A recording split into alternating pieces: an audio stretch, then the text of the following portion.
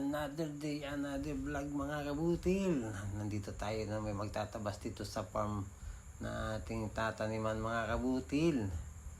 Ito sobrang pong lalago ng mga damo at mga puno dito mga kabutil. Dahil ito yung matagal nang hindi natatabasan, 5 years ago.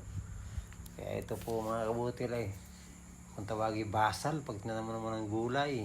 Kaso nga lang medyo mahirap-hirap i-prepare dahil may mga puno, malalaki po ang puno ng mga damo. Kailangan po natin na tanggalin at silaban mga kabutil. Kaya medyo matagal-tagal po natin matatanayan dahil matagal po ang preparasyon. Hindi po basta-basta ganun lamang po ang pagtatanim ng mga gulay dahil po yung masilan. Sa mahal po ng mga binhi, ay talaga namang mapapaaray ka mga kabutil kung itatanim mo lang basta-basta. At kailangan iba yung pag-iingat at preparasyon mga kabutil para yun ay ating mapaganda.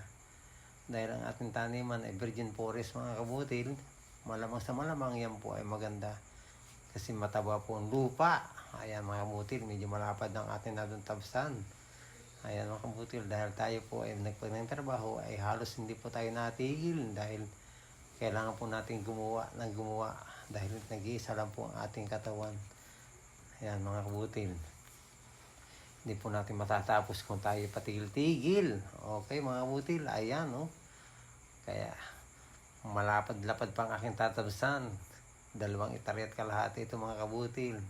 Kaya ayos lang mga kabutil. Hanggat kaya ng katawan, let's go mga kabutil. Tabas lang ang dinis.